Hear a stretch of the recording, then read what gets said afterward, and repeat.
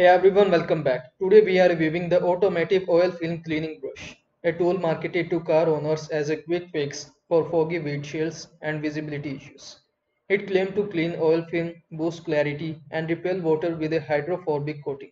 Sounds like a must-have, right? But it's really work or not? Let's find out. The brush promises to remove grime and create a clear, rain-replicant surface. But upon closer inspection, there is a little to no proof that it performed better than basic glass cleaner already on the market. Here what we found.